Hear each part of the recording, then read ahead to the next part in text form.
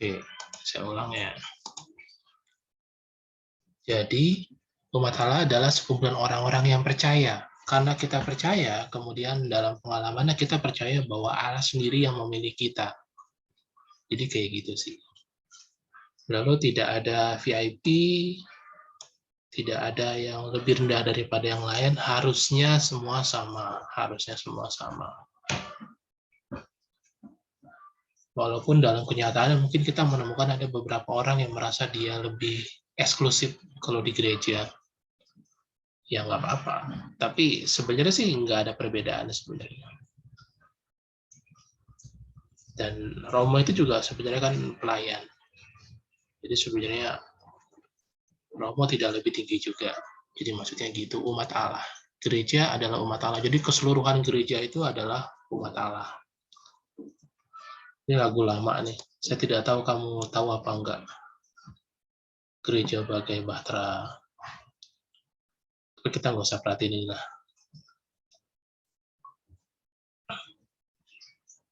Oke, ini dua pembanding.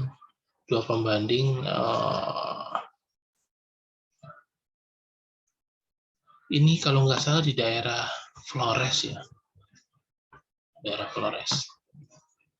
Jadi katanya kalau kamu ke gereja Flores ya, pada saat offline, kamu ke gereja Flores itu mereka tidak butuh kur. Karena suara mereka sudah terbagi 4 suara, satu umat. Luar biasa ya. Ini maksudnya gereja sebagai bangunan. Ini gereja sebagai umat, isinya umat Allah. Kalau cuma bangunan doang ya apa ya? Oh, bayangkan satu peribadatan tapi umatnya itu nggak ada atau umatnya jarang ke sana ya kayak sekarang ini. Tapi sebenarnya di dalam gereja sendiri itu ada satu kegiatan, ada sesuatu yang terjadi di situ, ada satu kehidupan. Itu maksudnya umat Allah itu. Gereja sebagai keluarga. Selayaknya keluarga, di situ ada satu kedekatan sih harusnya ya, harusnya juga ya. Kenapa saya ngomong harusnya? Soalnya kadang-kadang paroki sendiri itu sedang berusaha untuk mewujudkan itu. Saya ingat saya pernah ke salah satu kapel di Santa Maria yang di Pasar Baru itu. Lalu saya ikut misa, lalu ketika pulang, saya kaget kok orang-orang nggak langsung pulang ya. Ternyata dari pihak kapelnya itu menyediakan minuman dan makanan kecil. Jadi ketika misa sudah selesai, mereka nggak langsung pulang, mereka makan minum dulu. Lalu mereka mulai ngobrol, mulai cerita-cerita, mulai ini itu. Dan ternyata mereka yang ke gereja di kapel itu, kapel Santa Maria itu adalah mereka yang setiap minggunya tuh sering ke situ, jadi kenal. Jadi kapel kan kecil ya, bukan paroki ya. Gereja itu dia tuh itu kecil, mereka tuh saling sama lain ngobrol. Lalu ketika pulang mereka pamit.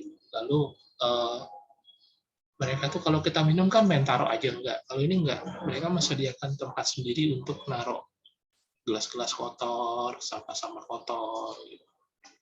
Jadi itu menarik sih. Saya baru ngalamin satu kali di situ. Dan itu indah gitu loh melihat, ya kita jangan pulang dulu lah. Ngobrol-ngobrol dulu gitu, itu tuh indah tuh. Jadi seperti keluarga sih sebenarnya. Tapi tidak semua paroki bisa begitu sih sayangnya. Sayangnya tidak. Nah ini cuma teori-teori doang sih sebenarnya. Kita sudah nggak usah terlalu perhatiin ini.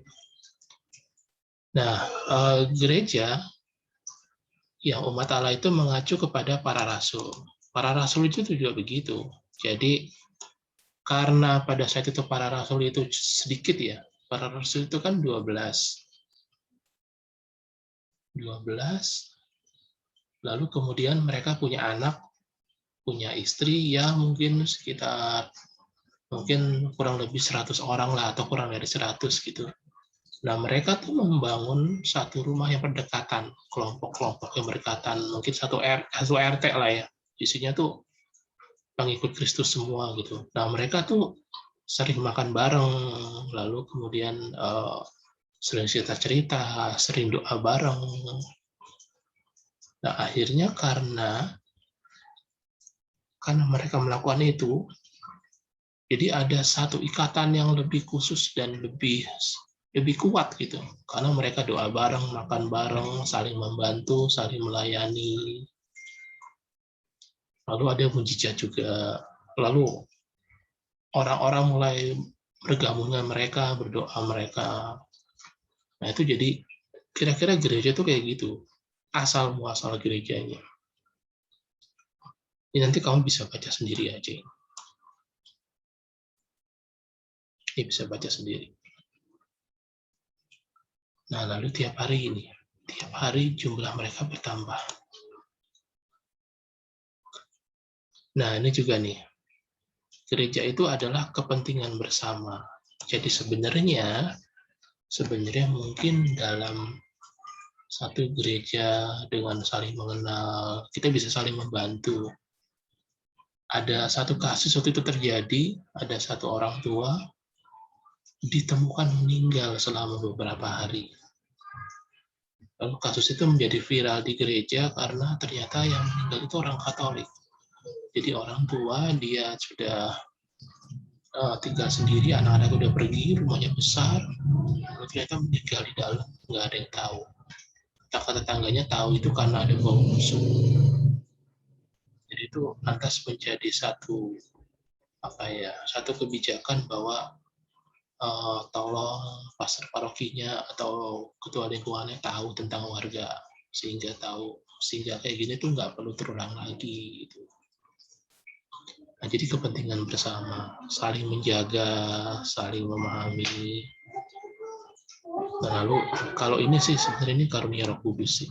Saya tidak tahu apakah kamu cukup mengenal karunia Roh Kudus itu apa enggak. Sebenarnya intinya dalam kehidupan sehari-hari karunia Roh Kudus itu kayak lebih sabar, lebih memahami, lebih mencintai, melihat dengan dengan satu pikiran yang lebih jernih gitu. Dalam keluarga kan kadang emosi banget ya, sering emosi gitu. Kamu tuh kesel, maksudnya kamu tuh kesel sama mama kamu, sama papa kamu gitu, atau papa kamu atau mama kamu kesel sama kamu gitu kan, lebih banyak kan begitu. Tapi kalau misalnya papa mama sayang sama kamu sayang papa mama, nah itu ada banyak karunia Roh Kudus itu. Ada kesabaran, ada cinta, ada kasih sayang, ada macam-macam. Saya sih lebih suka begitu ya, mengartikan macam buah-buah Roh Kudus itu.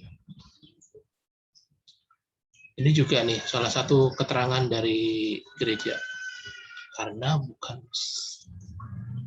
satu anggota tapi banyak. Jadi ada dahan, ada ranting, ada buah, ada daun. Setiap orang tuh punya fungsi masing-masing dalam setiap gereja, dalam gereja gitu. Ada yang bisa nyanyi, ada yang bisa main organ, ada yang jadi mezina, ada yang jadi ketua lingkungan, ketua wilayah, ada yang jadi dewan paroki dan lain-lain. Nah, itu kayak gitu. Semuanya memberikan satu sumbangan positif bagi gereja. Dan semua dipersatukan oleh Yesus. Oleh kasih sayang Yesus. Nah, sih salah kayak gini nih. Karena aku bukan mata, aku tidak termasuk tubuh. Jadi benarkah ia tidak termasuk tubuh? Nah, itu kayak gitu. Nah, lalu ketika umat semakin banyak, keselamatan mungkin terjadi. Semakin banyak umat, maksudnya kamu berdoa 1-2 orang dibanding kamu berdoa 10 orang gitu. Roh Kudus lebih banyak hadir di situ gitu. Nah, dulu sebelum Vatikan kedua itu, yang jadi pusat itu agak lucu ya.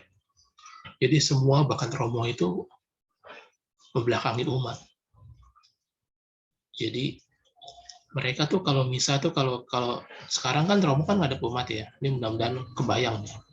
Romo nggak ada umat. Nah, dulu tuh Romo ngebelakangi umat, langsung menghadap Tuhan.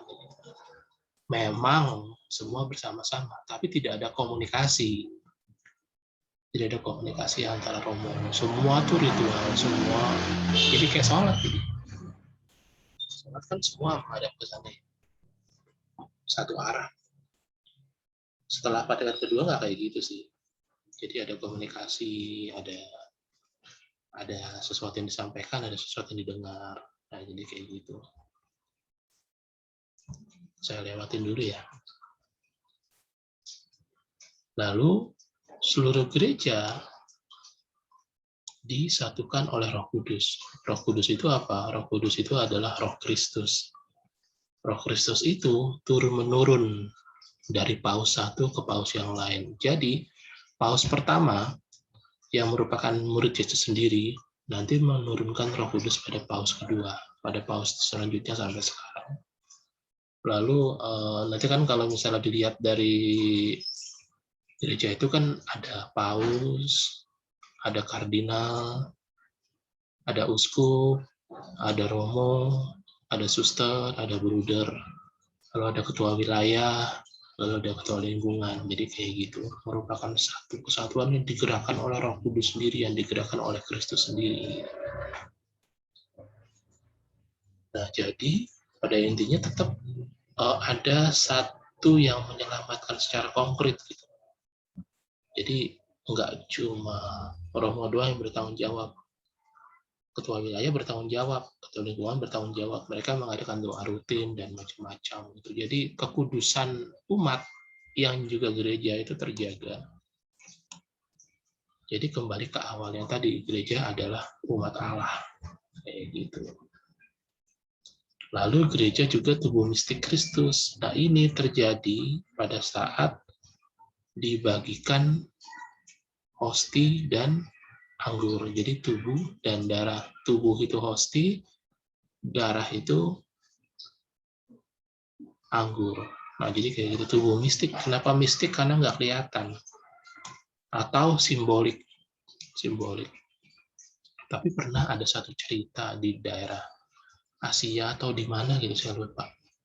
Ada orang yang tidak percaya gitu tentang tubuh mistik Kristus ini. Lalu orang itu menyembunyikan. Jadi ketika dikasih romo, hosti, dia mengambil roti itu. Tapi nggak dimasukin ke mulut. Bagaimana caranya? Jadi dia mengambil hosti itu dan dia bawa pulang. Ternyata dia kaget, hosti itu berubah menjadi darah. Jadi memang itu tubuh Kristus. Tapi ya kita jangan memancing masalah. Kalau gitu kan memancing masalah kan. Jadi kita tuh bukan sesuatu yang harus diviralkan gitu, bukan kayak gitu. Nah, orang tadi itu ya dia mungkin mau terkenal gitu. Tapi kita juga nggak pernah tahu ya apa benar itu hosti apa enggak. Tapi secara iman kita mengakui itu. Kita lewatin. Lalu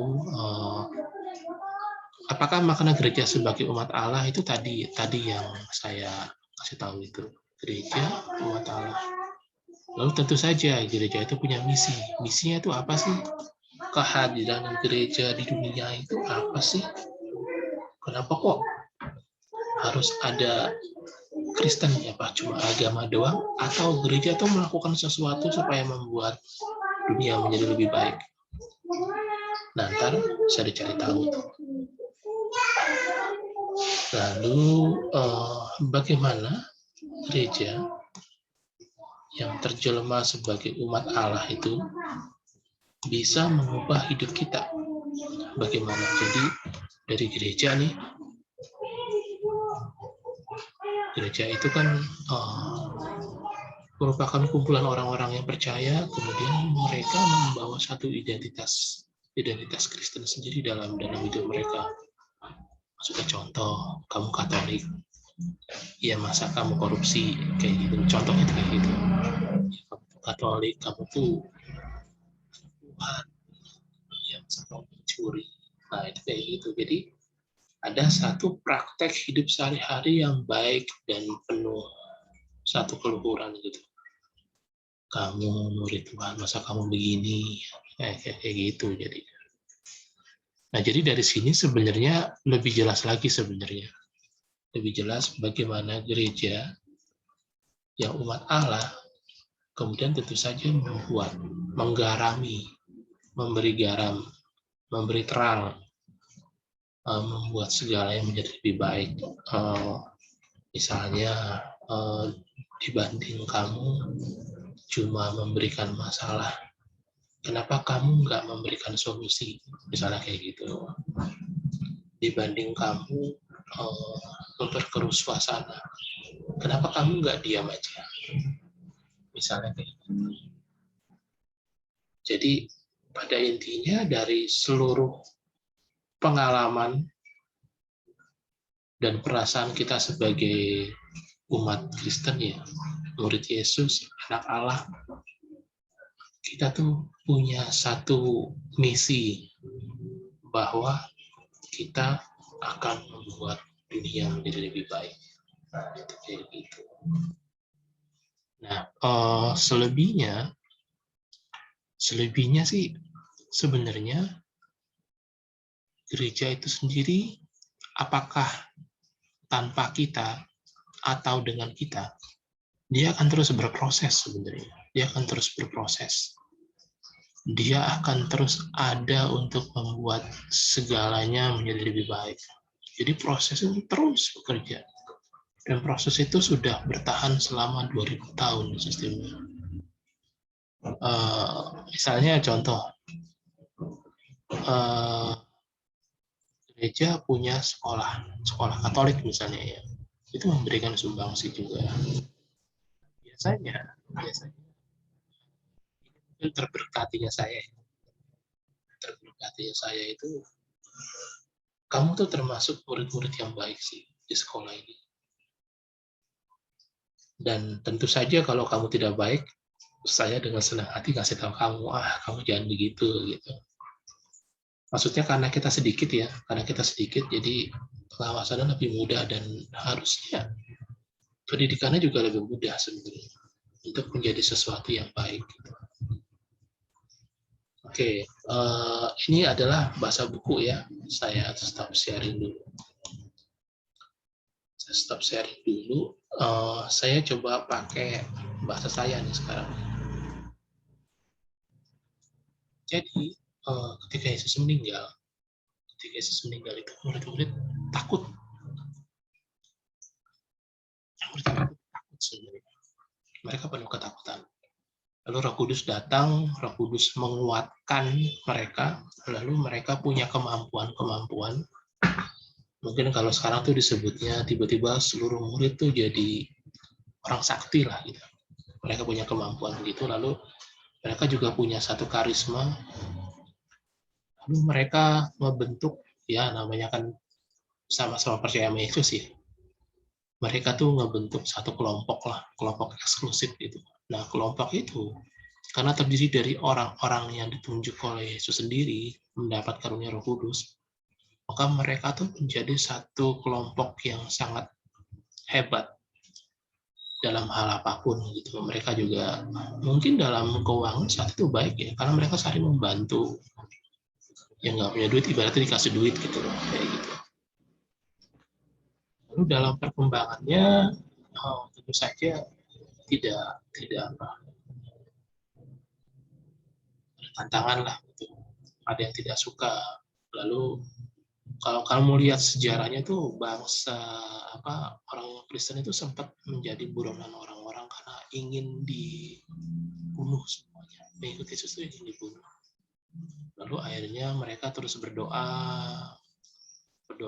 lalu salah satu kaisar itu mendapatkan pencerahan. Lalu mulai mengakui agama Kristen sebagai agama negara, agama kerajaan. Lalu dari situ mulai ada yang seperti sekarang. Nah, lalu kita juga tahu bahwa agama Katolik itu mengeluarkan satu statement-statement yang sangat positif. Misalnya, mereka tuh melarang aborsi. mereka tuh mendukung vaksin kalau sekarang gitu. Mereka tuh berusaha memberikan yang terbaik. Dan itu terus berproses. Misalnya contoh yang positif nih, yang saya lihat positif di masyarakat ya. Kalau misalnya ada warga lingkungan yang meninggal, itu semua diurusin. Umat lingkungan bantu usahakan yang terbaik. Itu jadi sesuatu yang ya luar biasa sih. Dan itu patut untuk dicontoh ya. Maksudnya mungkin tidak terlalu kelihatan ya karena kalian kan online ya. Kalau kalian offline tuh pasti saya juga akan suruh kalian saling menjaga sama lain. Setidaknya kamu tahu bahwa si Rahma misalnya teman agama saya, Brian teman agama saya, Ambar teman agama saya. Jadi pasti mereka akan memberikan ya kalau kamu butuh sesuatu bilang aja. Ada banyak hal yang menyenangkan sih yang bisa kita bangun kalau kita offline gitu. Salah satu dulu yang saya suka itu gathering. Gathering itu mantap banget. So every one of you itu bawa makanan untuk 2 orang, ntar kita makan bareng-bareng gitu. Itu asik banget. Asik banget. Dan selalu lebih makanannya. Nah itu kayak gitu. Kamu bayangkan 5.000 orang bawa makanan. Lalu mereka bertukar-tukar makanan. Itu setiap orang kenyang. Itu sebenarnya dia ada side of dari cerita Yesus memberi makan 5.000 orang. Ada satu pendapat yang mengatakan itu, wah itu setiap orang bawa makanan lalu kita saling berbagi. Ya itu baik juga.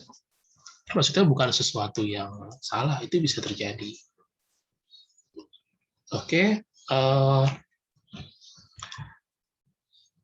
boleh minta tolong hidupkan videonya dulu, saya screenshot dulu. Setelah itu kalian masuk ke grup WA. Ya, Mari Jessica udah, Fania udah, yang lain silakan. Oke, Ambar, Brian, saya screenshot dulu ya. 1, 2, 3.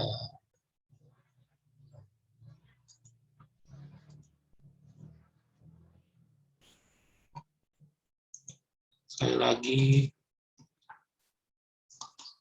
1, 2, 3.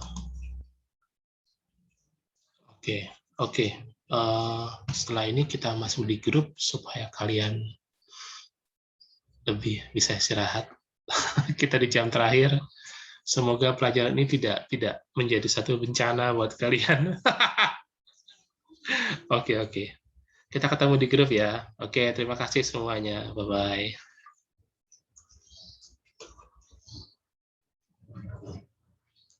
Masih, Pak. Iya, sama-sama, Marvin. Terima kasih, Pak. Iya, Brian. Bye-bye.